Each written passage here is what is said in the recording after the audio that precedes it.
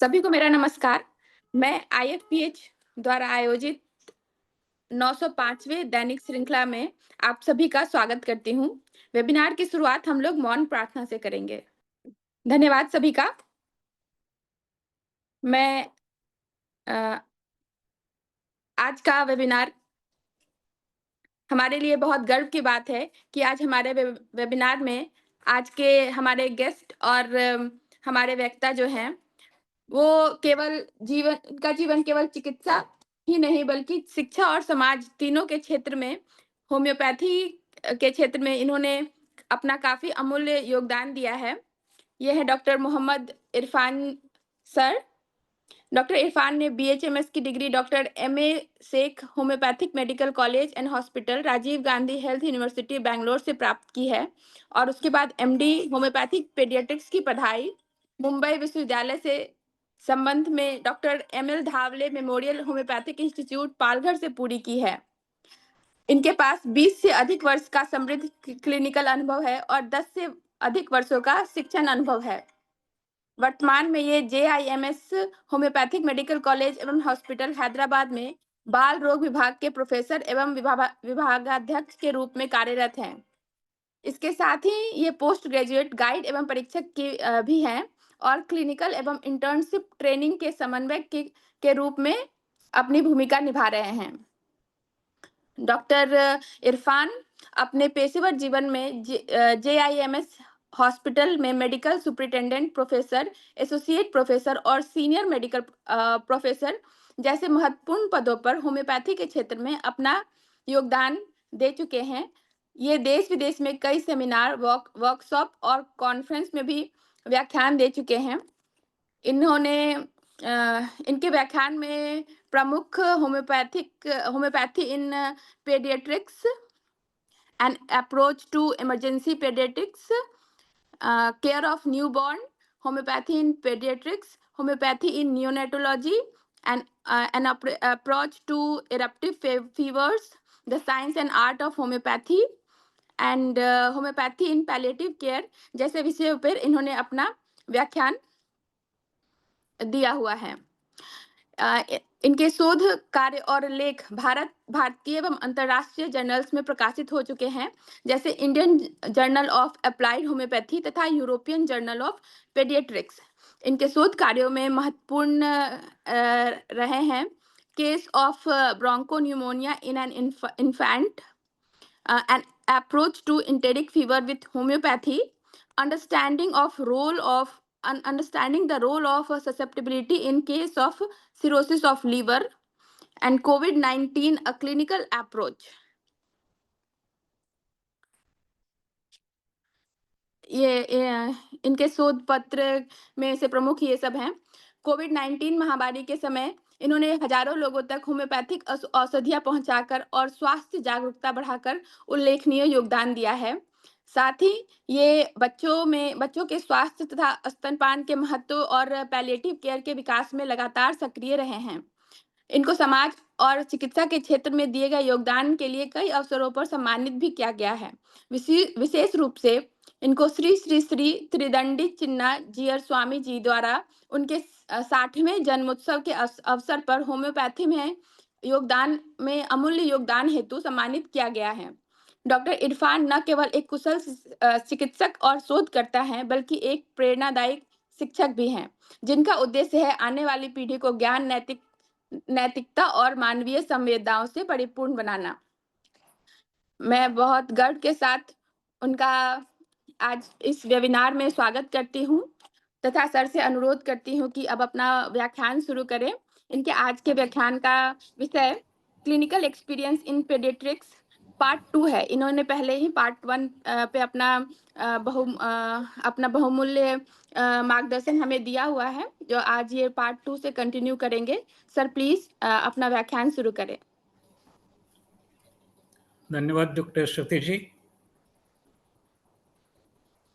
यहाँ उपस्थित सभी गणों को दशहरा की शुभकामनाएं।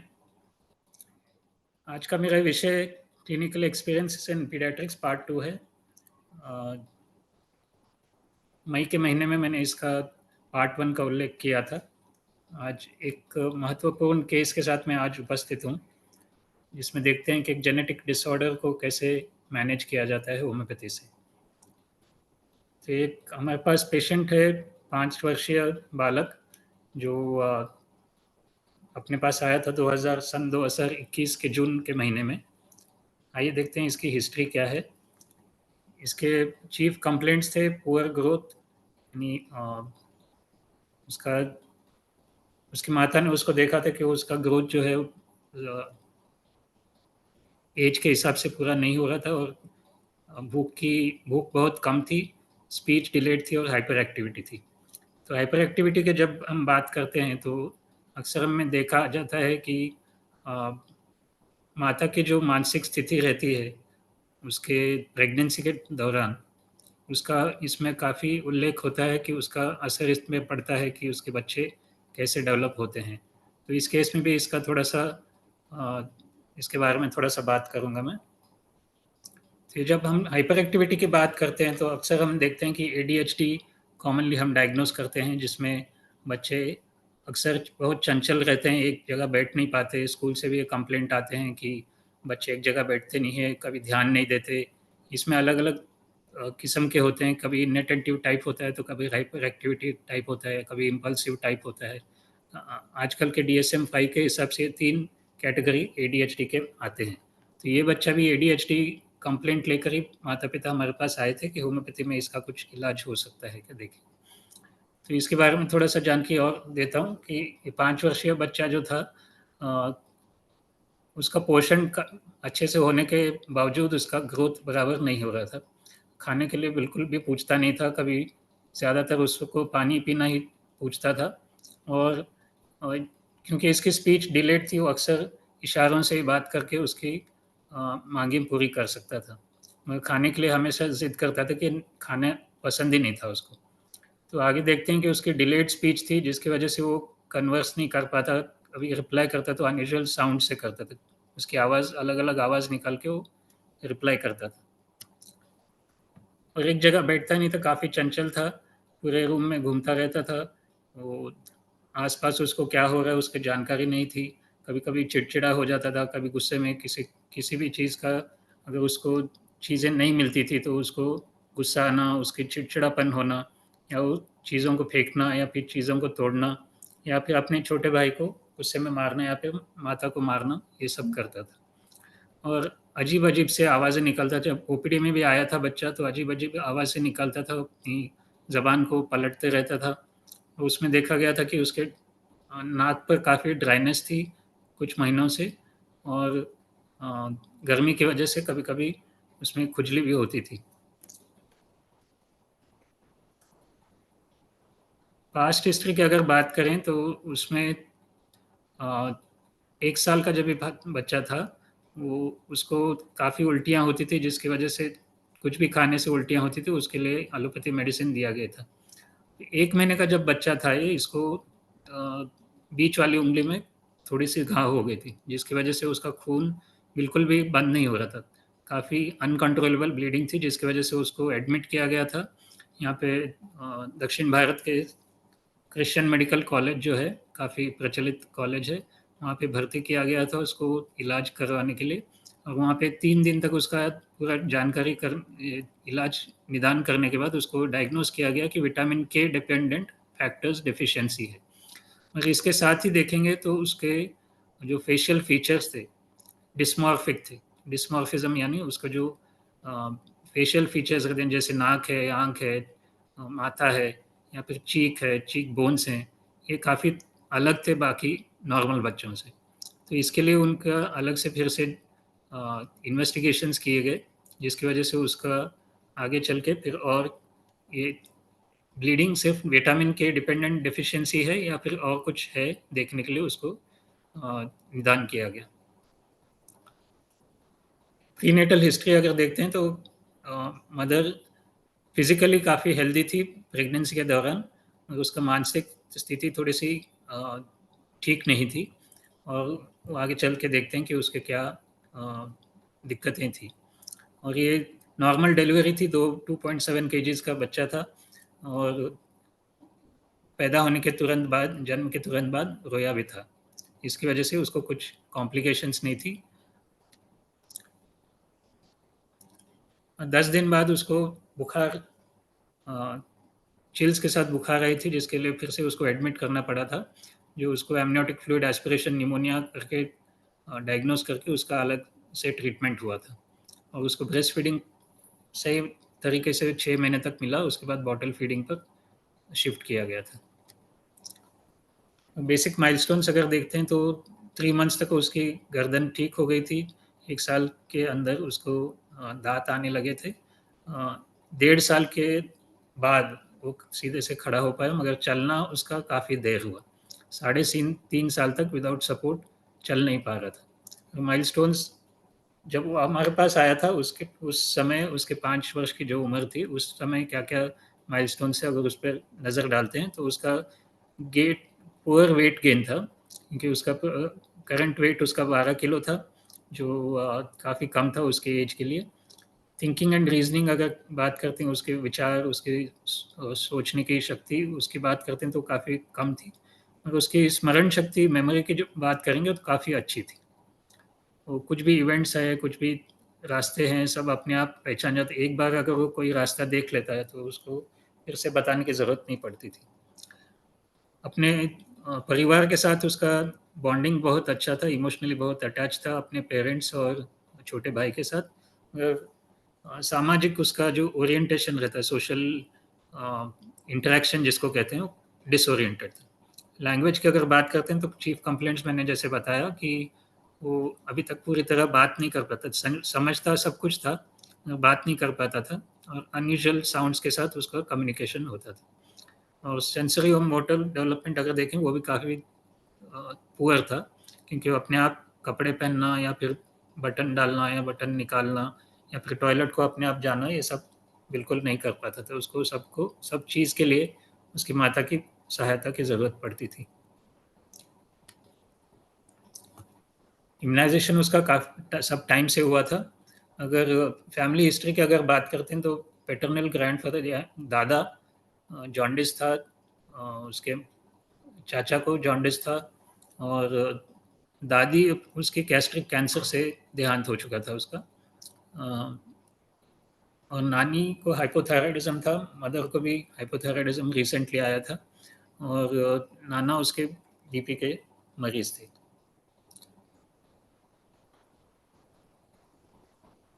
पर्सनल हिस्ट्री की अगर बात करते हैं तो एपेटाइट, जैसे चीफ कंप्लेंट में बताया गया है कि उसको भूख का बहुत कम लगती थी, प्यास बहुत लगती थी। उसके लाइकिंग में मच्छी उसको बहुत पसंद थी, और और पसीना उसको बहुत कम आता था। कभी-कभी वो नींद में चमक के उठ जाता था, कभी अजीब-अजीब आवाज़ें नींद में भी निकालता था। सोशल हिस्ट्री की अगर बात करते हैं तो उसके पिताजी तो थे, अकाउंटेंट थे, मदर एक नर्स थी, और अ, उसका एक छोटा भाई था।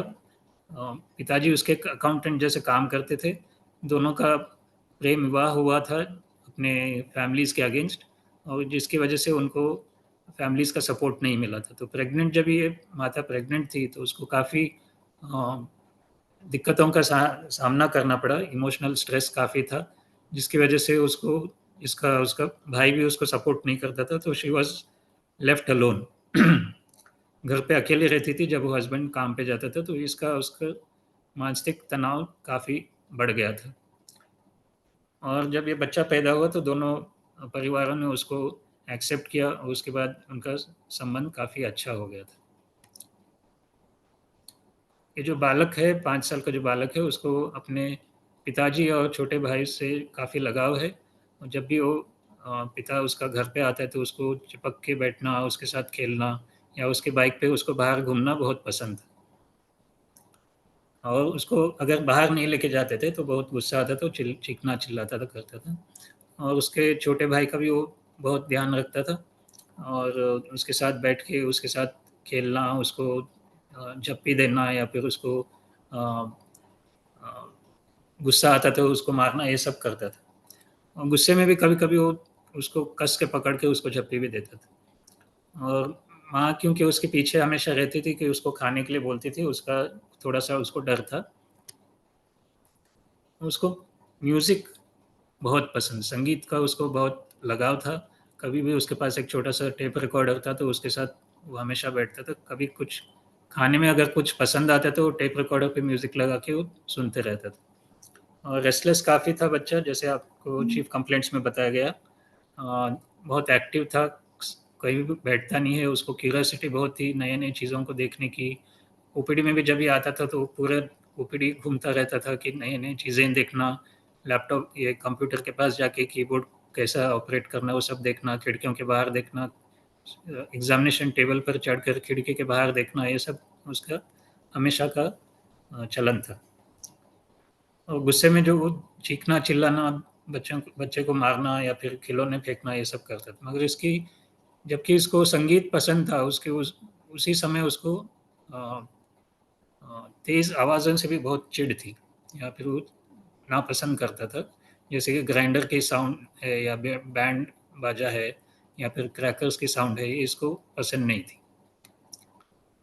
और उसको हमेशा मिल-जुल कर रहना पसंद था और स्ट्रेंजर्स को जो उसको अच्छे-अच्छे कपड़े या फिर अच्छे कलरफुल फैंसी कलर ड्रेसेस जो पहनते हैं, उनसे ज़्यादा लगाव था। और उसके पास एक छोटा-सा टेडी बियर था जो उसको हमेशा लेके घूमता था, कोई नई चीज़ आई तो उसको पसंद नहीं थी।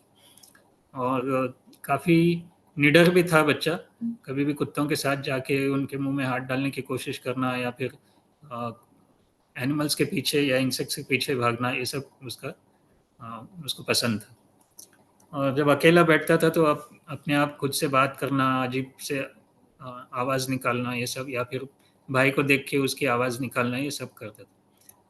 जैसे कि मैंने बताया उसकी स्मरण शक्ति काफ़ी अच्छी थी। उसको एक जगह कभी दिखा दिए तो वो रास्ता कभी भूलता नहीं था। तो ये लाइफ स्पेस देख के हमने ये मेंटल जनरल्स डिराइव किए। एंगर थ्रोज थिंग्स या फिर बीटिंग इन वायलेंस, चिड़चिड़ापन जो उसका था जिसको उसकी कंपनी उसको पसंद थी, म्यूज़िक पसंद था, उसको बाहर घूमना पसंद था, क्यूरियोसिटी उत्सुकता जो थी उसकी वो काफ़ी बहुत थी। और साथ ही साथ वो बहुत रेस्टलेस और चंचल था, हाइपर एक्टिव और निडर भी था। और एक बार किसी चीज़ को पसंद करता तो उससे अटैचमेंट काफ़ी हो जाता था, तो उसको कलरफुल चीज़ें, शाइनिंग चीज़ें काफ़ी बहुत ज़्यादा पसंद थी। ये मेंटल टोटलिटी देख के हमने उसको रेपर्टराइज़ किया या फिर रेपर्टराइज़ेशन से पहले आपको उसके फीचर्स के बारे में थोड़ा-सा बता देता हूँ कि अ, उसके जो फीचर्स थे, डिस्मॉर्फिक फीचर्स जैसे मैंने बताया कि माथा जो था उसका काफ़ी वाइड था। और ये जो नाक थी, नाक का जो नेज़ल ब्रिज है एकदम दब चुका था अंदर। जैसे हम टेक्स्ट बुक्स में पढ़ते हैं एक सिफिलिटिक नोज़ जिसको कहते हैं कि एकदम पीछे से दब गया है या फिर आई कान जो थे एकदम लो सेट थे और चिन काफ़ी पॉइंटेड थी। अगर बीएमआई की बात करेंगे तो बीएमआई काफ़ी कम था जिसके जो बताता है कि वो कुपोषण का में फिट होता है।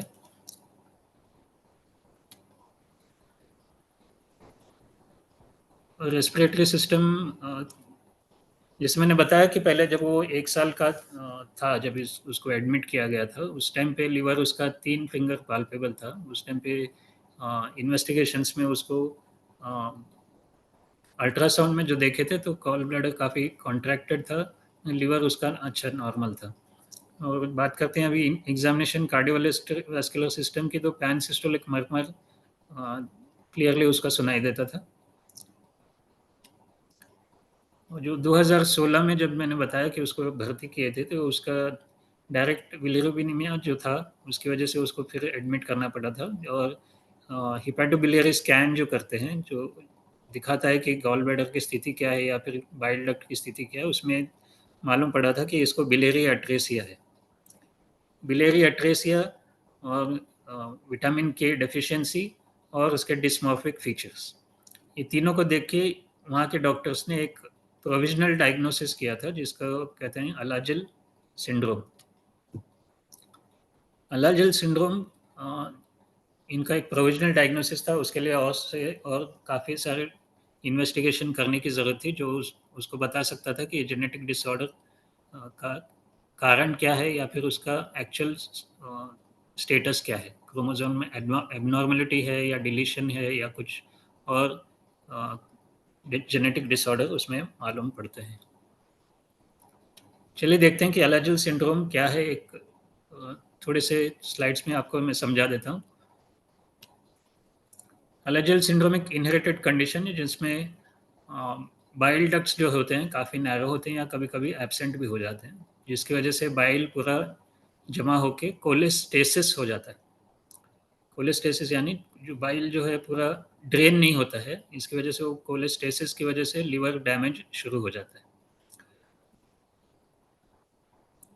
तो ये बाइल डक्ट्स जो आपको यहाँ पे दिखा रहा हूँ कि bile ducts with in the first year of their life, ये अ, या तो काम करना रोक देते हैं या फिर एकदम थिन हो जाती हैं, नैरो हो जाती हैं। यहाँ पे देखिए कि ये नॉर्मल बाइल डक्ट, यहाँ देखेंगे तो काफ़ी नैरो बाइल डक्ट है। जैसे कि हिपैटोबिलियरी स्कैन में दिखा था कि वो बिलियरी एट्रेसिया ऑलरेडी उसको था। ये अलार्जिल सिंड्रोम में 75% जो बच्चे डायग्नोस होते हैं, अक्सर ये देखा जाता है कि 1 या 2 साल के अंदर इसका डायग्नोसिस होता है, क्योंकि जब भी सिम्पटम्स मालूम पड़ते हैं। कभी बच्चों में यदि 1 साल तक कुछ भी मालूम नहीं पड़ता है या फिर 1 साल के बाद कभी-कभी सिम्पटम्स जानने में आते हैं कि कभी जॉन्डिस होता है या फिर अगर पुस्तकों में लिखा गया है कि रिसर्च के हिसाब से ये बच्चे कम से कम 20 साल तक अच्छा सा जीवन गुजार सकते हैं। इसकी इटियोलॉजी अगर देखेंगे तो इसका प्रॉब्लम जैग1 जीन म्यूटेशन में है। ये जो है जैग1 म्यूटेशन होता है, ये अक्सर देखा जाता है कि अधिकतम बच्चों में इसका एक पेरेंट या तो माता या पिता इसके अलार्जिल सिंड्रोम से पीड़ित होते हैं, तो 50% उसका चांस बढ़ जाता है। और अक्सर देखा जाता है कि इस 70,000 बच्चों में एक, तो इसका फ्रीक्वेंसी बहुत कम है। तो ये देखना बच्चों में काफ़ी इतना फ्रीक्वेंट नहीं मालूम पड़ता है, और इसकी वजह से कभी-कभी ये भी देखा जाता है कि एक अगर दोनों पेरेंट्स को भी नहीं है, तो नया म्यूटेशन भी हो सकता है। तो ये जैग जीन जो रहता है इसका अ, जो जैग1 प्रोटीन है और ये नॉच रिसेप्टर है। अगर ये नॉर्मली जॉइन होते हैं तो कम्युनिकेशन अच्छा होके नॉर्मल सेल्स में होता है। ये म्यूटेशन हो जाता है तो दोनों का कम्युनिकेशन बन नहीं पाता है। तो इसलिए म्यूटेटेड सेल्स जो होते हैं, इसका असर अक्सर देखा जाता है कि बहुत सारे ऑर्गन्स पे पड़ता है। लिवर हो गया या फिर हार्ट हो गया या फिर आँख पे हो गया। ये सब चीज़ों में इसका असर पड़ता है और अलग-अलग सिंड्रोम्स के साथ अलग-अलग सिम्पटम्स के साथ इसका सिम्पटम्स बाहर आते हैं। जैसे कि यहाँ दिखा गया है कि अ, खुजली होना या फिर ग्रोथ रुक जाना या फिर अ, चर्म पर छोटे-छोटे बम्प्स आना, हार्ट मर्मर, ब्लड वेसल्स में चेंजेस आना, एनलार्ज्ड स्प्लीन का साइज़ बढ़ जाना या फिर किडनी डिसीज़ होना। अगर कोलेस्टेसिस की बात करें तो जॉन्डिस बहुत देखा जाता है, क्ले कलर्ड स्टूल्स और प्लूराइटिस। टेट्रोलॉजी ऑफ फैलट भी हो सकता है या फिर ज़ैंथोमा, आँखों में ज़ैंथोमा या फिर अ स्किन पर ज़ैंथोमा भी हो सकते हैं। ये ऑटोसोमल डोमिनेंट डिज़ीज़ होता है। फेशियल फीचर्स की अगर बात करें तो ये देखिए कि इसका माथा काफ़ी बड़ा है। ये चिन जो है पॉइंटेड चिन होता है। टीथ में स्पेसिंग बहुत बढ़ जाती है। जॉन्डिस यहाँ पे देखने को मिलता है आपको। और बटरफ्लाई स्पाइन देखने को मिलता है, मगर इसका अक्सर बच्चों में कुछ दिक्कत नहीं मालूम पड़ती या फिर उसको पेन या फिर मूवमेंट्स में कुछ दिक्कत नहीं होती, मगर ये एलार्जिल सिंड्रोम में देखा जाता है। और पोस्टीरियर एम्ब्रियोटॉक्सिन, ये जो वाइट कलर की रिंग जो दिख रही है, इसको कहते हैं posterior embryo embryotoxon, which is a classical sign of the syndrome. तो ये अगर दिख जाता है तो इसके हिसाब से भी निदान करना काफ़ी आसान हो जाता है। ये फ्लो चार्ट में डिटेल्स में मैं नहीं जाऊँगा, मगर क्योंकि बताया गया है कि ऑलरेडी मैंने डिस्कस किया है कि फेशियल फीचर्स डायग्नोसिस अगर करना है, अगर ये नॉर्मल से नॉर्मल बाइल डक्ट से कम छोटे बाइल डक्ट्स अगर मिलते हैं और इसके साथ 3 सिम्पटम अगर होते हैं, या तो फेशियल फीचर्स डिस्मॉर्फिज्म का है, या फिर अनयूजुअल और स्पाइन स्ट्रक्चर्स बटरफ्लाई वर्टिब्रे, या फिर हार्ट मर्मर्स, या फिर ब्लड वेसल्स जो हार्ट के होते हैं अगर उसमें कोई दिक्कत मालूम पड़ती है, लिवर प्रॉब्लम्स जो कि जॉन्डिस में मालूम पड़ता है, और या फिर white ring on the cornea, embryotoxon. ये 5 में से कोई भी 3 अगर मालूम होते हैं और बाइल डक्ट का एट्रेसिया या फिर बाइल डक्ट की गर्थ जो होती है अगर कम होती है, तो उसमें एलाजिल सिंड्रोम का डायग्नोस करना ईजी हो जाता है। और जब एक बार डायग्नोस हो जाता है, कंफर्म हो जाता है, तो उसका बाकी पेरेंट्स, पेशेंट और फैमिली को फैमिली में भी टेस्टिंग करना ज़रूरी हो जाता है, क्योंकि आगे चल के बच्चों को अगर फैमिली अगर प्लान करना है और कोई बच्चे प्लान करना है, तो उनको जेनेटिक काउंसलिंग, जेनेटिक टेस्टिंग काफ़ी महत्वपूर्ण योगदान करती हैं इसमें। और एक बार डायग्नोस हो जाता है तो उसका पूरा प्रोग्नोसिस माता पिता को बताना पड़ता है कि आगे चल के क्या हो सकता है और क्या इसका ट्रीटमेंट प्लान है। और एलाजिल को अगर कंफर्म करना है तो लीवर बायोप्सी कर सकते हैं, heart and blood vessel test, examination of the eyes, spine का एक एक्सरे, पेट का अल्ट्रासाउंड, किडनी फंक्शन टेस्ट और जेनेटिक टेस्टिंग, इन सब से कंफर्मेशन हो जाता है। ये जो मैं बात कर रहा हूँ एलाजिल सिंड्रोम की, ये उसका जो फर्स्ट ईयर जो लाइफ था, 1 साल में जब उसको ब्लीडिंग रुक नहीं रही थी, उस टाइम पे इन्होंने इसका प्रोविजनल डायग्नोसिस किया था कि एलाजिल हो सकता है, क्योंकि उसके डिस्मॉर्फिज्म था, फेशियल डिस्मॉर्फिज्म था, जॉन्डिस था, और उसको बिलियरी एट्रेसिया ईडा स्कैन पे मालूम पड़ा था, हिपेटोबिलियरी स्कैन जो होता है। उसके बाद उन्होंने उसको फॉलोअप किया और उसके बाद मालूम पड़ा कि उसको सर्जरी की ज़रूरत नहीं, दवाई से वो ठीक हो सकता है। उसके बाद उन्होंने फिर वो हॉस्पिटल में कंटिन्यू नहीं किया ट्रीटमेंट, उसके बाद हैदराबाद शिफ्ट हो गए, तो वहाँ से उनका ट्रीटमेंट रुक गया। फिर 1.5 साल के बाद माता ने उसका, क्योंकि वो नर्स थी, वो थोड़ा सा मेडिकल नॉलेज उसको था, तो उसकी वजह से उन्होंने फिर उसको उसका ट्रीटमेंट अलग से स्टार्ट किया था। और यहाँ पे एक बात बताना भूल गया मैं कि उसके जो माता थी वो प्रेगनेंसी में भी ऑपरेशन थिएटर में काम करती थी, ऑर्थोपेडिक सर्जरी में, क्योंकि और उसको सी आर्म का जो इस्तेमाल होता है ऑपरेशंस में, ऑर्थोपेडिक सर्जरी में सी आर्म एक्सरे का जो इस्तेमाल होता है, वो रेडिएशन को काफ़ी एक्सपोज थी। इसकी वजह से भी हो सकता है कि इसके जेनेटिक पैटर्न में कुछ एबरेशंस आ सकते हैं। कॉम्प्लिकेशंस एलाजिल के क्या हो सकते हैं? ब्लीडिंग हो सकती है, बोन फ्रैक्चर्स, दस्त लगना, हार्ट की कोई disease, kidney failure, liver failure, malnutrition जो बच्चे को ऑलरेडी दिख रहा है कि कुपोषण है, पैंक्रियास की डिजीज़, आँखों की कोई प्रॉब्लम, या फिर अल्टीमेटली डेथ, अगर ट्रीटमेंट का बराबर नहीं होता है तो डेथ भी हो सकती है। और ट्रीटमेंट के हिसाब से अगर उसको सिम्टोमेटिकली ट्रीटमेंट बताया गया है पुस्तकों में कि अगर उसको इचिंग है तो मॉइस्चराइज़र यूज़ करना, या फिर विटामिन सप्लीमेंट्स देना, हाई कैलोरी फूड सप्लीमेंट्स देना, सर्जरी देना। अगर सर्जरी, अगर बिलियरी एट्रेसिया बहुत ही सीवियर है तो सर्जरी करके उसको क्लियर कर किया जा सकता है। और लिवर एकदम ही डैमेज्ड है तो लिवर ट्रांसप्लांट का भी ऑप्शन ओपन रखना चाहिए। और इसके डीडी में आता है progressive familial intrahepatic cholestasis, extra hepatic biliary atresia, tyrosinemia और डाइजॉर्ज सिंड्रोम। इसका मैं डिटेल में नहीं जा रहा हूँ। अब ये जो बच्चा हमारे पास आया 5 साल की उम्र में, इसके अभी जो सिम्टम्स हैं, ये देखने में अगर देखें तो सिर्फ जो सिम्टम्स है एडीएचडी के हैं। जैसे कि इसमें इससे पहले की स्लाइड्स में मैंने बताया कि जेनेटिक सिंड्रोम्स में एडीएचडी का भी एक कंपोनेंट हो सकता है। और एडीएचडी को अगर सिर्फ एडीएचडी करके ट्रीट करेंगे तो उसके हिसाब से फिर हमको बाकी डिजीज़ का फिर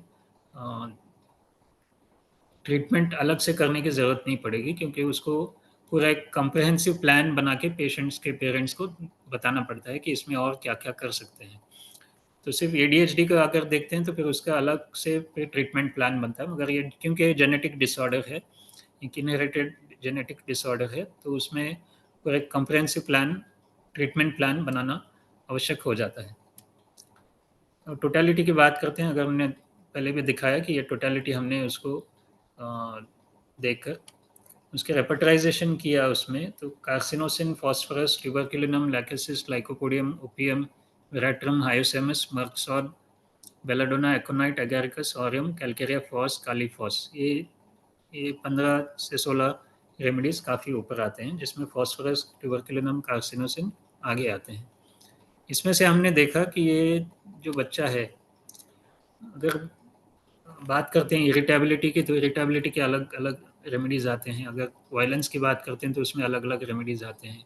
अगर अटैचमेंट की अगर बात करते हैं तो उसमें अलग अलग रेमेडीज़ आते हैं। म्यूज़िक अगर देखते हैं तो हाईएसएमएस काफ़ी ऊपर आ जाता है with the kind of violence. Curiosity की अगर बात करते हैं तो कार्सिनोसिन, आर्टिस्टिक अगर है तो कार्सिनोसिन, ये सब रेमेडीज़ हमारे ध्यान में आते हैं। अगर ये जो हम बच्चा था सामने, अगर इसको देखेंगे तो इसके वायलेंस जो था, वायलेंस गुस्से में भी अगर वो हक करता है, या फिर गुस्से में भी अगर वो जाके उसको बच्चों को प्यार करना, या उसको लोगों से मिलना, उसका जो इंटरेस्ट था, इंटरेस्ट उसका जो था कलरफुल थिंग्स में था, या फिर अटैचमेंट जो था उसका एक ही चीज़ से लगाव रखना, या फिर सेंसिटिविटी टू नॉइज़। म्यूज़िक उसको पसंद था, मगर उसको तेज़ आवाज़ से भी नफ़रत थी, या फिर उसको चिढ़ थी। ये सब अगर देखते हैं तो 3 रेमेडीज़ हमारे सामने आती हैं। एक तो एगारिकस मस्कारिस, टारंटुला हिस्पैनिका और हायोसेमस नाइगर। बिहेवियर की अगर बात करते हैं, जो चंचलता थी उसमें, चंचलता और उसके जो अ, उसका आनंद जो प्रकट करने का जो तरीका था, एकदम चीयरफुल रहना, गिगल्स, हँसना, या फिर कोई डाँटता तो भी उस पे हँसना, ये आता है एगारिकस में। टैरेंटुला में आके देखते हैं तो restlessness, hurried, mischievous, violent temper, mischief इसमें ज़्यादा रहती है टैरेंटुला में, और उसको वो करने के बाद उसको संतुष्टि भी मिलती है। किसी को छेड़ने के बाद भी संतुष्टि मिलकर मिलती है। ये सिफिलिटिक ट्रेट्स होते हैं टैरेंटुला के।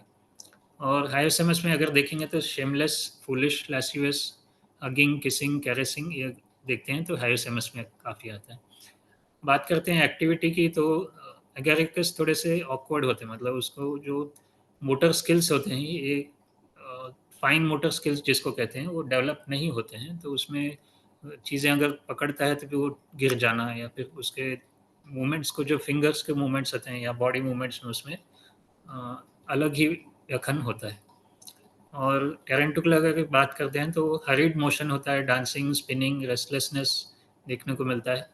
हायोसेमस में सिली जेस्चर्स, ग्रिमेसेस, इनएप्रोप्रिएट एक्ट्स, मतलब जो नॉर्मल बच्चे नहीं करते हैं ऐसे एप्रोप्रिएट एक्ट, जो समाज में करना उचित नहीं होता, ऐसे एक्ट्स करना ये हायोसेमस में देखा जाता है। इमोशनल टोन अगर देखते हैं तो ये निडर बच्चा होता है एगारिकस, काफ़ी खेलना कूदना पसंद होता है उसको। टैरेंटुला की बात करते हैं तो मिस्चीवियस, डिस्ट्रक्टिव, कनिंग होते हैं। वो किसी को चोट लगती है तो खुश होते हैं, या फिर किसी को बच्चे होते हैं छोटे-छोटे, चिमटी दे के भाग जाना, या फिर भाग के फिर उसको खुश होना, ये होता है टैरेंटुला का। Excessive foolish laughter, shameless affection hyoscyamus में देखने को मिलता है। नर्वस सिम्पटम्स की अगर बात करते हैं तो जर्क्स बिफोर स्लीप, ये जैसे इस बच्चे में भी देखने को मिला था कि वो अक्सर चमक के उठ जाना, ये सब जो होता है वो एगारिकस में आता है। टैरेंटुला में कन्वल्जन्स होते हैं, हिस्टीरिया लाइक एक्सप्रेशंस होते हैं, और हायोसेमस में कन्वल्जन्स, मेनिया उस लेवल तक चला जाता है। लोक्वासिटी होता है, और शेमफुल एक्ट्स में ये जो सिम्पटम्स आते हैं, मेनिया के जो सिम्पटम्स आते हैं, उस लेवल के जो सिम्पटम्स हैं वो हायोसेमस में देखने को मिलते हैं। मोडालिटीज़, अगर फिजिकल मोडालिटीज़ की बात करते हैं, कोल्ड बिफोर स्टॉर्म, स्लीप, और better by warmth, gentle motion, tarantula में ये सब देखने को नहीं मिलता है। टैरेंटुला में म्यूजिक एग्रीवेशन भी हो सकता है या एमल्ग्रेशन भी हो सकता है, मगर फास्ट मोशन से उसको अच्छा लगता है। तो वो हमेशा देखते हैं कि आप अ, बच्चा हमेशा एक्टिव रहता है, उसको एक बाकी लोगों के साथ पेस रखना मुश्किल हो जाता है। वो हमेशा एक पेस, एक कदम आगे बढ़ते रहता है आपसे। और हायोसेमस में अगर देखेंगे तो जेलेसी और इमोशंस की वजह से वो काफ़ी एग्रीवेशन हो जाता है और उसको डिस्ट्रैक्ट करने से अच्छा, या फिर कोई और चीज़ उसको दे के बिठा देते हैं तो वो ईज़िली डिस्ट्रैक्ट हो सकता है। तो बात करते हैं गैर स्किल्स की, जो लिटरेचर से मैंने देखा है कि ये सिम्टम्स अगर देखते हैं तो की थीम्स उसमें होती हैं ट्रेमलिंग, ट्विचिंग, जर्की मूवमेंट्स। ये जो अ, थरथराना होता है या ट्विचिंग होती है, ऑकवर्ड, क्लमसी, अनकोऑर्डिनेटेड चाइल्ड जो होता है, और निडर बच्चे जो होते हैं जिसका बिहेवियर थोड़ा सा रेकलेस होता है, उसको डर नहीं होता कि ये करने से कुछ अ, हानि हो सकती है, और but at the same time उनको ओवर सेंसिटिव होते हैं नॉइज, टच और पेन के लिए। जैसे मैंने पहले भी बताया कि चेयरफुल होते हैं बच्चे और निडर होते हैं, कहीं भी चढ़ जाते हैं, कहीं भी, जैसे भी ओपीडी में मैंने देखा कि वो टेबल पे चढ़ के खिड़की से बाहर झाँकना, ये सब करने का उसको पसंद था। और रेस्टलेसनेस विथ एंग्जायटी, टीचिंग होती है, स्टैमरिंग होती है, या तो स्पीच अगर देखेंगे तो ये बच्चे की अब तक पूरी डेवलप नहीं होती है। अगर ये बच्चा अगर थोड़े साल बाद भी अगर आता है तो अगर स्टैमरिंग अगर होती है तो वो एगरिकस में फिट होता है। ये मैंने आपको पहले भी बता दिया है। बच्चों के इसमें एगरिकस का अगर बात करते हैं तो laughs at serious matters, clumsy होते हैं और नर्वस होते हैं स्कूल चिल्ड्रन, जिसमें हैंड और फीट मूवमेंट्स काफ़ी देखने को मिलते हैं। ये हो गई रेमेडी एसेंस। और प्रूविंग्स में जैसा देखा, ये जो पहले के जो स्लाइड थे ये काफ़ी लिटरेचर से जो अलग अलग पोर्ट्रेट से हैं उनसे लिया गया था, मगर ये जो अगर प्रूविंग से अगर बात करें तो ये भी यही भी देखने को मिलता है, तो indifference to pain, fearlessness, right. तो अगर वो सिली है, फुलिश, या फिर लाफिंग, काफ़ी ज़्यादा हंसना है, ये सब है। ये नर्वसनेस में अगर देखें तो गेट उसकी अलग से होती है, स्टैगरिंग गेट होती है। जैसे मैंने पहले बताया कि ये जो बच्चा आया था हमारे पास, ये 5 साल की उम्र में एडीएचडी के साथ आया था, तो हमने इसको सिर्फ एडीएचडी, क्योंकि इसका पास्ट हिस्ट्री में अगर देखेंगे तो जो अस्पताल के जो कागजात थे, जो पेपर्स थे, फाइल थी, उसमें ये अलेजल का सिंड्रोम मेंशन किया हुआ था। मगर इस समय पर उसको जॉन्डिस था, ना कुछ और फीचर्स थे। तो हमने ध्यान दिया कि ये जो बच्चे के फीचर्स हैं, डिस्मॉर्फिक फीचर्स हैं, ये सिर्फ एलर्जिल का नहीं हो सकते, इसका कुछ और कारण हो सकता है। तो इसमें हमने एक डेवलपमेंटल पीडियाट्रिशियन की मदद ली जो हमारे हॉस्पिटल से जुड़े हुए हैं। तो उनके पास भेजा तो उन्होंने पूरे से डिटेल स्टडी की और उसको माइक्रो एसे ऑफ क्रोमोसोम्स का एडवाइस किया, फिश टेस्ट जिसको कहते हैं। तो फिश टेस्ट एडवाइस करने के बाद वो रिपोर्ट आते आते 1.5 महीना हो गया। तो अब तक हमारी ट्रीटमेंट स्टार्ट हो चुका था, मगर रिपोर्ट जब आई तो उसमें ये मालूम पड़ा कि उसका जो करंट डायग्नोसिस था ये था विलियम्स ब्यूरेन सिंड्रोम, जिसको विलियम्स सिंड्रोम भी कहते हैं। ब्यूरेन, कभी कभी ब्यूरेन लिखा जाता है, कभी कभी नहीं लिखते हैं। तो विलियम्स ब्यूरेन सिंड्रोम जिसको कहते हैं, आइए देखते हैं कि ये क्या होता है। तो ये रेयर जेनेटिक डिसऑर्डर है, 10,000 बच्चों में एक बच्चे में हो सकता है। माइक्रो डिलीशन क्रोमोसोम 7q11.23 के माइक्रो डिलीशन से होता है।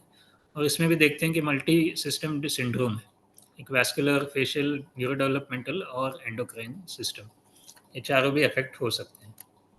अगर बात करते हैं जेनेटिक्स की तो डिलीशन होता है इंक्लूडिंग ईएलएन, और इसमें कनेक्टिव टिश्यू और वैस्कुलर एबनॉर्मेलिटीज हो सकती है, न्यूरो डेवलपमेंट पे असर पड़ सकता है, कैल्शियम मेटाबॉलिज्म पे भी इसका असर देखने को मिलता है। एक चित्र पे आपको देख सकते हैं कि ये जो अ, मैंने बात की है बच्चे की संकन नेजल ब्रिज, राइट। और उसके बाद देखते हैं पफिनेस होता है आंखों के अतराफ। ये एपिकैंथल फोल्ड जो होते हैं, ऊपर के जो आईलिड का जो एपिकैंथल फोल्ड होते हैं, ये देखने को मिलता है। ये काफ़ी, और अपर लिप का फिल्ट्रम जिसको कहते हैं, नाक के नीचे और अपर लिप के बीच का जो हिस्सा होता है ये थोड़ा सा लंबा होता है, और दांत उसके जो होते हैं उसमें गैप्स काफ़ी आते हैं, और वाइड माउथ होता है, पॉइंटेड चिन होता है। ओके। और साथ ही साथ इसमें देखते हैं कि एक कैल्शियम मेटाबॉलिज्म के जिसको असर पड़ता है, एओर्टिक स्टेनोसिस हो सकता है, मेंटल रिटार्डेशन हो सकता है और स्वेलिंग अराउंड द आईज हो सकता है। ये हो गए इसके फेशियल फीचर्स। बात करते हैं कार्डियोवास्कुलर सिस्टम की, तो एओर्टिक स्टेनोसिस हो सकता है, pulmonary arterial stenosis, systemic hypertension and risk of sudden cardiac events. Neuro development and behaviour पर अगर इसका ध्यान देते हैं तो इसमें mild to moderate intellectual disability देखने को मिलती है। लैंग्वेज स्किल्स और विजुअल स्पेशल डेफिसिट्स होते हैं और friendly and highly social personality. ये इनको ध्यान नहीं रहता कि जाकर किससे कैसे बात करें, सबसे मिलजुल कर रहते हैं, सबको सबसे मिलना इनको पसंद होता है और जाके फिर वो उनसे बात बात तो कर नहीं पाता मगर उनसे जाके मिलना, उनको हक करना, ये सब ये बच्चे में देखने को मिलते हैं। और एंग्जाइटी, अगर बच्चे को थोड़े से बड़े हो जाते हैं तो एंग्जाइटी या फिर एडीएचडी और फोबियाज, ये तीनों भी देखने को मिलते हैं। अलग अलग पेशेंट्स में अलग अलग चीज़ें देखने को मिलती हैं। इस बच्चे में जो हमने देखा कि इसमें एडीएचडी के फीचर्स हैं। एंडोक्राइनोलॉजी, हाइपरकैल्सीमिया इन इन्फेंसी, हाइपोथायराइडिज्म, ये बच्चे का थायराइड चेक किया था तो नॉर्मल था, इसमें कुछ थायराइड की एबनॉर्मलिटीज़ नहीं मिली। ग्रोथ रिटार्डेशन है, शॉर्ट स्टेचर है। Joint laxity, hernias and kidney anomalies जो इस बच्चे में नहीं देखने को मिली। तो डायग्नोसिस इसका जो करना है, ये जेनेटिक कंफर्मेशन होता है, फिश टेस्ट और माइक्रो एसे।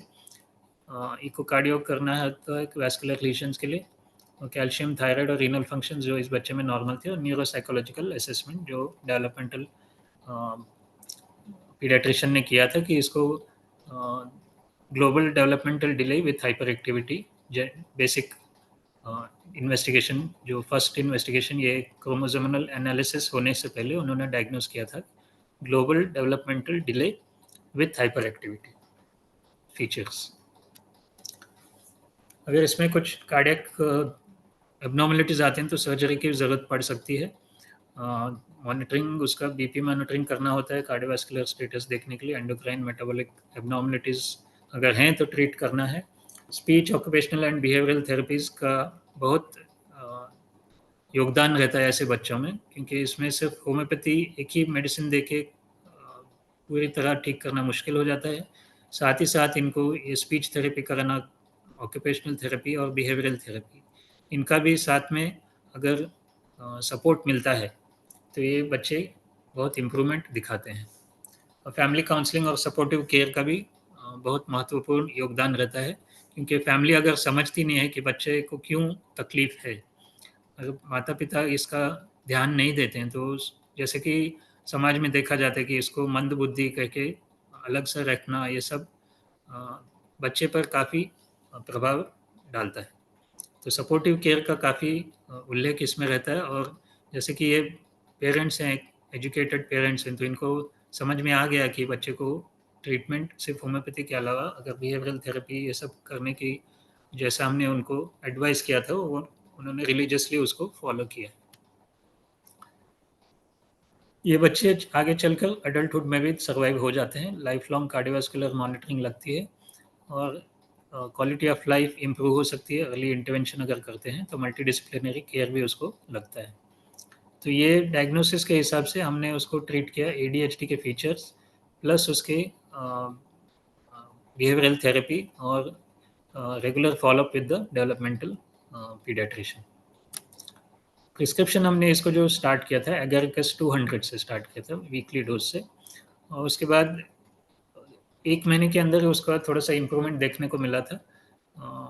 देखते हैं कि ये हमने जो सितंबर 25 को दिया था, 1 महीने के बाद उसका एपेटाइट जो था अभी वैसे ही था, मगर इम्प्रूवमेंट उन्होंने देखा कि ये उसका जो गुस्सा था, उसकी चिड़चिड़ापन जो था, ये कम हो गया था। उसकी मदर को ऑर्डर्स फॉलो करने लगा था, और ऐसे हमने उसको वीकली डोज पे रखा एगारिकस 200 का।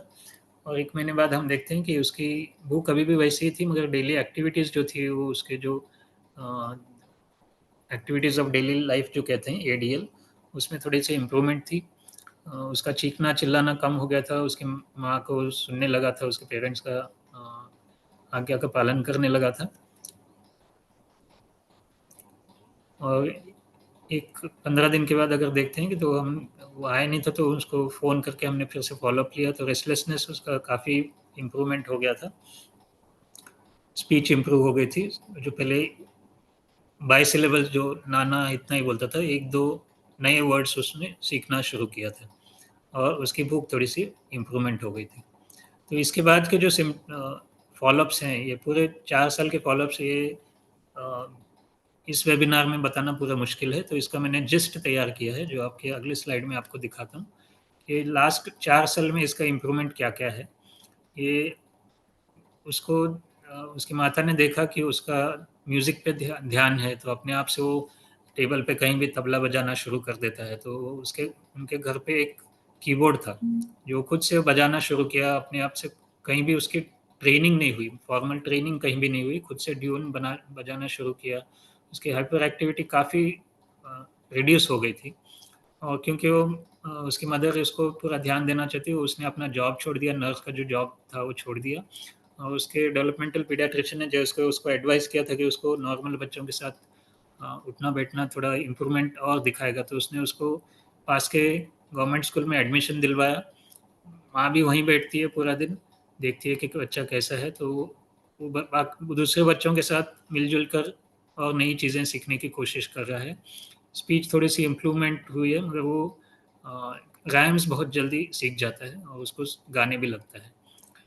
उसका गुस्सा ऑलमोस्ट निल के बराबर है और माता-पिता को सुनता है, मगर वो ब्लीडिंग का जो टेंडेंसी है, वो अभी पहले से बहुत कम हो गई है। गम्स और एपिस्टैक्सिस की जो कंप्लेंट थी उसकी। और जो डेवलपमेंटल पीडियाट्रिशियन ने उसको होम ट्रेनिंग का एडवाइस किया है, टैक्टाइल प्ले, मतलब उसको हाथ में जो भी चीज़ें रहती हैं, उसका स्पर्श जो रहता है, उसके हिसाब से उसको अगर देखने को मिलता है, या फिर हम अक्सर ये एडवाइस करते हैं कि उसको क्ले देना है। क्ले देना है, अगर वो क्ले नहीं मिलता तो घर पर जो रोटी बनती है उसका आटा देना है, आटे से छोटे-छोटे बॉल्स बनाना है। ये सब इनके फाइन मोटर स्किल्स को इम्प्रूवमेंट कराते हैं। स्पीच थेरेपी तो डेफ़िनिटली देना है और साथ में उनको कैल्शियम सप्लीमेंट्स दिए गए, vitamin D supplements, multivitamin supplements developmental paediatrician ने एडवाइस किए थे, जो हमने बंद नहीं किए। अगर इसके साथ-साथ और बीच-बीच में जभी भी उसको एक्यूट्स आते थे, रेस्पिरेटरी एक्यूट्स आते थे, उसने आर्सेनिक एल्बम को अच्छे से रिस्पॉन्ड किया है। एगारिकस का हमने बीच में कभी-कभी अगर पेन होता है, पैरों में कभी दर्द होता है, तो कैल्केराफॉस 6X से उसको काफ़ी लाभ हुआ है। ये सब एक मल्टीडिसिप्लिनरी अप्रोच हम लेते हैं ऐसे बच्चों में, सिंड्रोम्स के जो बच्चे होते हैं, या फिर एडीएचडी भी, अगर ओनली एडीएचडी के बच्चों की भी बात करते हैं, तो उसमें देखा गया है कि ये सिर्फ होम्योपैथी के अलावा एक मल्टीडिसिप्लिनरी अप्रोच हम लेते हैं। डेवलपमेंटल पीडियाट्रिशियन है, या फिर ऑक्यूपेशनल थेरेपिस्ट है, बिहेवियरल थेरेपिस्ट है, स्पीच थेरेपिस्ट हैं, इन सब से कांटेक्ट में रह के इनके सबका एक अप्रोच अगर लेते हैं, तो ये बच्चे काफ़ी इम्प्रूवमेंट दिखाते हैं होम्योपैथिक दवाई के साथ-साथ। तो आज के इस व्याख्यान में हमने देखा कि ये सिंड्रोमिक फीचर्स जो होते हैं, इनका अर्ली रिकॉग्निशन बहुत इम्पोर्टेंट होता है, क्योंकि ये अलाजेल की बात करते हैं, या फिर विलियम ब्यूरेन्स की अगर बात करते हैं, तो फीचर्स जो होते हैं साइकियाट्रिक या फिर साइकोलॉजिकल फीचर्स जो होते हैं, डेवलपमेंटल फीचर्स जो होते हैं, 1 साल तक आपको सिर्फ फिज़िकल फीचर्स मालूम पड़ते हैं, जैसे कि उठना हुआ, बैठना हुआ, करवट लेना हुआ, या फिर उठकर चलकर विदाउट सपोर्ट, फिर सपोर्ट सपोर्ट के साथ विदाउट सपोर्ट चलना, या फिर बोलने की कोशिश करना, आई कॉन्टैक्ट करना, ये सब अगर टाइम पर अगर नहीं आते हैं, तो अगर पेरेंट्स पिकअप कर लेते हैं टाइम पे, तो उसका इलाज भी ट्रीटमेंट भी अगर टाइम पे होता है, तो ये सब इम्प्रूवमेंट काफ़ी देखने को मिलते हैं। और होलिस्टिक मैनेजमेंट, जिसका होम्योपैथिक एक पार्ट होना चाहिए, होम्योपैथी से पूरा होता है ऐसा बताना थोड़ा मुश्किल हो जाएगा, क्योंकि एज़ होम्योपैथ्स हम इस चीज़ में ट्रेन नहीं हैं कि बिहेवियरल थेरेपी करें। एज़ होम्योपैथ्स हम ऑक्यूपेशनल थेरेपी नहीं कर सकते, स्पीच थेरेपी हम नहीं कर सकते, तो हम जितना कर सकते हैं उतना करके, बाकी जो उसके स्पेशलिस्ट हैं उनका भी अगर हम सपोर्ट लेते हैं, तो एक होलिस्टिक मैनेजमेंट इन बच्चों के लिए काफ़ी लाभदायक होता है। तो इसी के साथ मैं अपना व्याख्यान समाप्त करता हूँ। अगर किसी को इससे पहले कि क्वेश्चन आंसर्स लूँ, अगर यहाँ पर जो उपस्थित हैं उनमें से अगर किसी ने ऐसे सिम्टम्स या सिंड्रोम्स देखे हैं, अगर वो बता सकते हैं कि और इसमें क्या बेहतर किया जा सकता है, तो मुझे भी एक सीखने का कुछ अवसर मिलेगा आज के इस व्याख्यान से। बहुत बहुत धन्यवाद सर। अब मैं सभी पार्टिसिपेंट से आग्रह करती हूँ कि अगर उनके पास कोई सजेशन या क्वेश्चंस है तो प्लीज अपना क्वेश्चन आप या तो चैट बॉक्स में लिख सकते हैं या फिर आप हैंड रेज करिए तो आप अनम्यूट करके खुद क्वेश्चन पूछ सकते हैं। सर एक क्वेश्चन है चैट बॉक्स में, जी common homeopathic remedy for ADHD, जो कि नाम नहीं लिखा है, सॉरी। जी जी। कॉमन होम्योपैथिक रेमेडीज़ अगर देखते हैं तो इसमें अक्सर देखा जाता है कि क्योंकि मैं अगर ये बताऊंगा कि कॉमन है तो सब कल से ऐसा नहीं होना चाहिए कि सब यही रेमेडीज़ देने लगे। तो इसमें मैंने थेरापेटिक्स पे ध्यान नहीं दूंगा, मगर इस पे पूरा केस लेकर अगर उसकी रेमेडीज़ आती हैं तो मगर मोस्ट कॉमनली हमने जो क्लिनिकल प्रैक्टिस में देखा है, टेरेंटुला है, ट्यूबरकुलिनम है, मेडोरिनम है, और इसमें कैल्केरा फॉस, कैल्केरा आयोड और एगारिकस है। एगारिस के ऑटिज्म में भी मैंने देखा कि एगारिकस एक अच्छा पेशेंट इम्प्रूवमेंट दिखा रहा है। ये सब कॉमन रेमेडीज़ हैं। तो क्योंकि थेरापेटिक्स अगर बात करने लगे तो उसमें अलग एक वेबिनार चला जाएगा, फिर उसमें इसलिए मैं बताना सही नहीं समझूंगा, क्योंकि उसका पूरा ट्रीटमेंट, पूरा केस अगर सही से स्टडी नहीं करेंगे तो इस पे थेरापेटिक्स पे प्रिस्क्राइब करना पूरी तरह सिमिलिमम नहीं हो जाएगा। अगर हम बात करते हैं सिमिलिमम की, तो सिमिलिमम के लिए केस टेकिंग काफ़ी इंपॉर्टेंट हो जाता है। यस सर, क्योंकि कोई भी एक मेडिसिन जो है वो as a whole picture cover करती है कि नहीं, वो जब तक पूरी तरह से केस टेकिंग नहीं किया जाए तब तक ऐसा अनुमान लगाना बहुत मुश्किल है। बिल्कुल सही बात। जी, और किसी का सवाल या कोई सुझाव?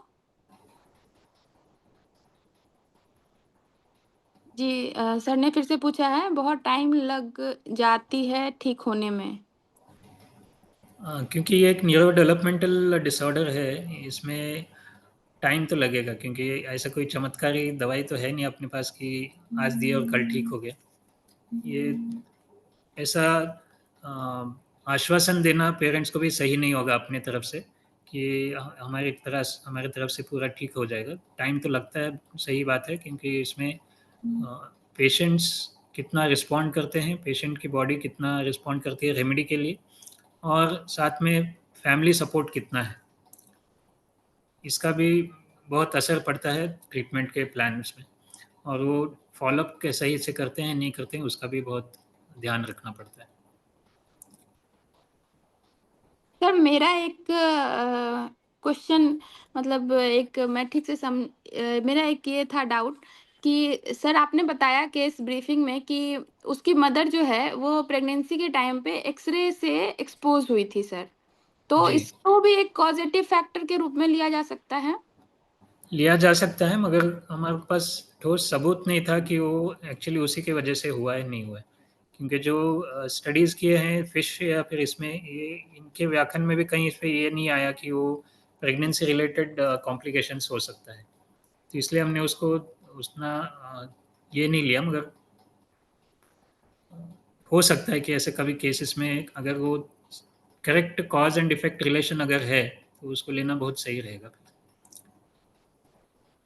ओके सर, अगर अगर एक्सरे से एक्सपोज हुआ है तो जैसे कि क्रोमोसोम डिलीशन था, आपने बताया 7 पॉइंट जो क्रोमोसोम था उसके डिलीशन से ये जो सिंड्रोम था वो था, लेकिन सर एक्सरे के एक्सपोजर से भी तो क्रोमोसोम में म्यूटेशन हो सकता है सर। हो सकता है, डेफिनेटली हो सकता है।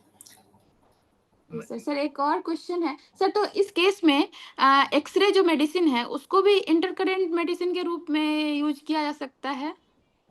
मेरे प्रैक्टिस में मैंने अब तक किया नहीं है, अगर किसी को है एक्सपीरियंस है तो बिल्कुल कर सकते हैं, क्योंकि वो, और दूसरा है ये, अगर रेडिएशन की अगर बात करते हैं तो रेडियम ब्रोम भी एक काफ़ी अच्छी रेमेडी है side effects of yes sir, radiation yes. के लिए। Yes radium sir. ब्रोम मैंने कैंसर के थैंक यू केसेस में सर। बहुत यूज़ किया है। क्योंकि उसमें आफ्टर रेडिएशन जो सिम्पटम्स आते हैं उसमें रेडियम ब्रोम अच्छा काम करते हैं। इफ़ेक्ट करते हैं। Okay sir, thank you sir. Sir जी, एक और क्वेश्चन है, बट सर पेशेंट पूछते हैं कितने दिन में ठीक होगा, जवाब नहीं दे पाते हैं। देना भी नहीं चाहिए। और सर इन्होंने पूछा है कि कार्सिनोसिन का रोल बताएं। किस चीज़, ये केस में क्या यूजुअली पूछ रहे हैं आप? सर मेरे ख्याल से इसी केस के संदर्भ में पूछ रहे हैं, एडीएचडी के केस में आईएमएस।